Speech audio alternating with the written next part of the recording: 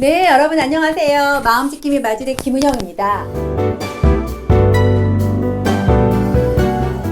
마음 발달 단계 세 번째 단계가 주도성 대 죄책감, 죄의식이라고 했죠. 근데 죄책감은 뭔가 잘못했을 때, 특히 이제 타인에게 해를 끼쳤을 가능성이 있을 때 누가 뭐라 그러지 않아도 나 스스로가 뭐 너무 괴로워하는 감정, 이게 죄책감일 텐데요. 이 죄책감은 반성하고 누군가에게 해를 끼치지 않으려고 노력한다는 점에서 굉장히 긍정적인 효과가 있죠. 물론 개인차가 있지만 어떤 사람들은 아주 죄책감을 심하게 느끼는 경우, 또 어떤 사람들은 지나치게 얄미울 정도로 아주 이상할 정도로, 심지어 사이코패스 같은 경우 죄책감을 느끼지 않는, 윤리적으로 문제가 있는, 뭐 우리가 이상하다, 나쁜 사람들이다 막 이러는 경우들도 있죠.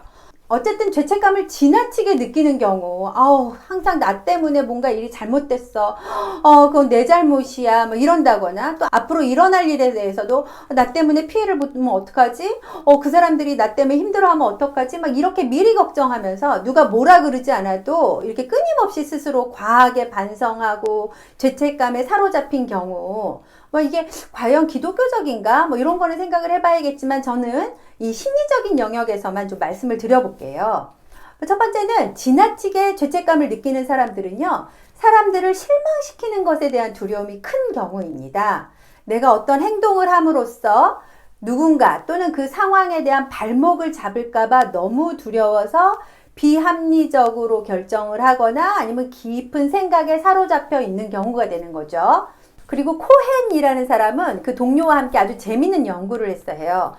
죄책감을 잘 느껴버릇하는 사람들일수록 주변 사람들에게 도와달라 그러는 행동을 잘 안 한다라는 걸 밝혀냈어요. 특히 이제 실직을 하거나 큰 병에 걸려 있을 때 나 좀 도와줘, 또 뭐 사회적인 지지망, 네트워크를 알아보면서 도움받을 곳을 구하는 행동도 덜 한다고 합니다. 또 어려운 과제를 주고 당신들이 전문가나 다른 사람들의 도움을 받을 수 있어요, 이렇게 연구 세팅을 하고 실험을 했는데, 죄책감을 잘 느껴 버릇하는 사람들은 어려운 과제를 수행할 때 전문가, 유능한 사람의 도움을 구하는 것보다는 자신보다 좀 능력이 덜하거나 능력치가 낮은 사람들한테 도와달라 그러는 경향성이 더 많았대요. 왜 그럴까? 이 연구 결과 죄책감을 잘 느껴 버릇하는 사람들일수록 주변 사람들을 실망시킬까봐 두렵고, 내가 그 전문가들의 발목을 잡을까봐 힘들어하는, 또 실망시키게 될까봐 염려하는 정도가 훨씬 더 크게 나타났습니다.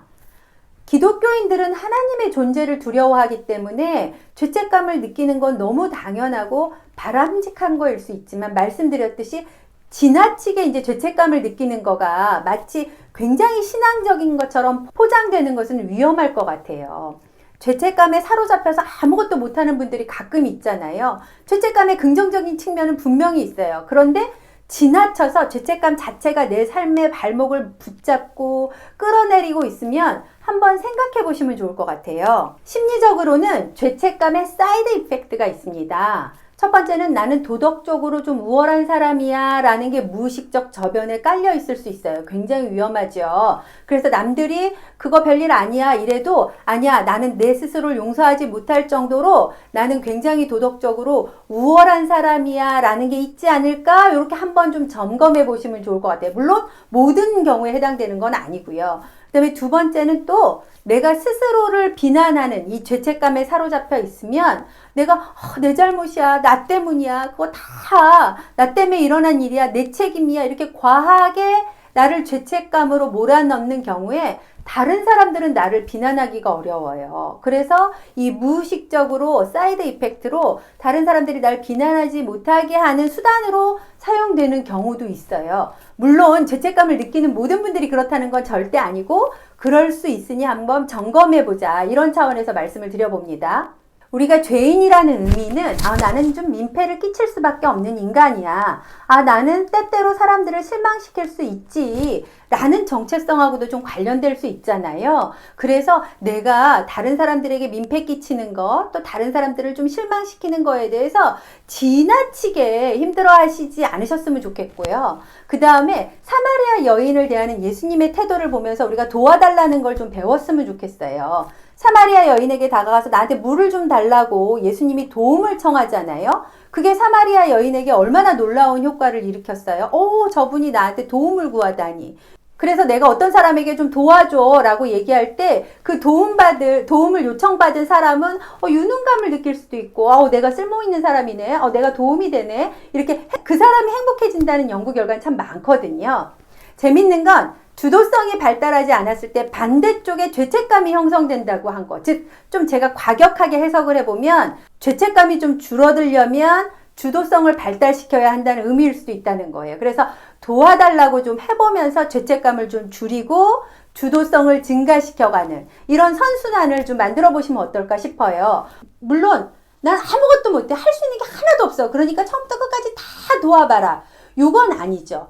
자율성 다음 단계니까. 즉, 난 자율성이 하나도 없어 이러는 거잖아요. 하나님은 우리를 자율적인 인간으로 창조하셨고, 그러니까 내가 할 수 있는 건 이거고 못하는 건 요건데 요거는 좀 도와줄 수 있어요. 요렇게 주도적으로 좀 행동을 해보시면 죄책감이 줄어들 수도 있겠다. 오늘도 마음과 생각을 지켜서 평안하시길 바랍니다. 감사합니다.